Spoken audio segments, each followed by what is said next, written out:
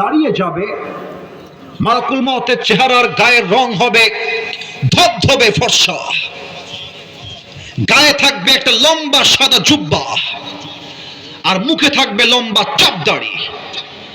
নামাজি বান্দার সামনে দাঁড়িয়ে ডাক দিয়ে বলবে, ইয়া আইয়াতুহান নাফসুল মুতমাইন্না উখরুজি ইলা মাগফিরাতিল্লাহি ওয়া রিজওয়ানি।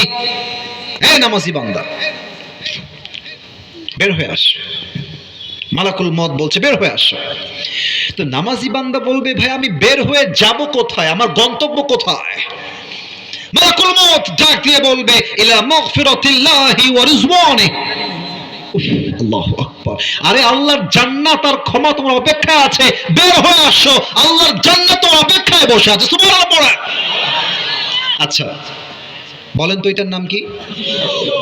কথা যদি জোরে বলেন তাহলে বোঝার সুবিধা হয়, এটার নাম কি?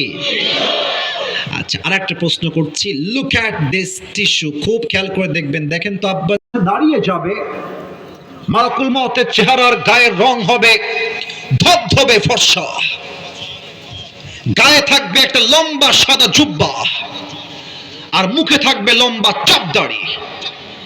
নামাজি বান্দার সামনে দাঁড়িয়ে ডাক দিয়ে বলবে, ইয়া আইয়াতুহান নাফসুল মুতমাইন্না উখরুজি ইলা মাগফিরাতিল্লাহি ওয়া রিজওয়ানি।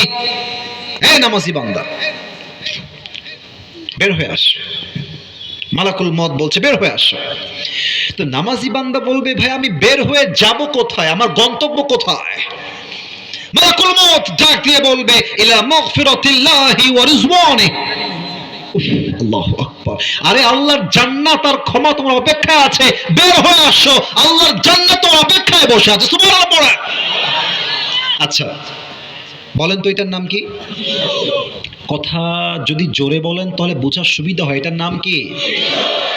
আচ্ছা আর একটা প্রশ্ন করছি, লুক অ্যাট দিস টিস্যু, খুব খেয়াল করে দেখবেন। দেখেন তো আব্বা, দাঁড়িয়ে যাবে, মালাকুল মউতের চেহারার গায়ের রং হবে ধবধবে ফর্সা, গায়ে থাকবে একটা লম্বা সাদা জুব্বা, আর মুখে থাকবে লম্বা চাপ দাড়ি। নামাজি বান্দার সামনে দাঁড়িয়ে ডাক দিয়ে বলবে, ইয়া আইয়াতুহান নাফসুল মুতমাইন্না উখরুজি ইলা মাগফিরাতিল্লাহি ওয়া রিজওয়ানি। হে নামাজি বান্দা, বের হয়ে আস। মালাকুল মউত বলছে বের হয়ে আস। তো নামাজি বান্দা বলবে, ভাই আমি বের হয়ে যাব কোথায়, আমার গন্তব্য কোথায়? মালাকুল মউত ডাক দিয়ে বলবে, ইলা মাগফিরাতিল্লাহি ওয়া রিজওয়ানি। আল্লাহু আকবার। আরে আল্লাহর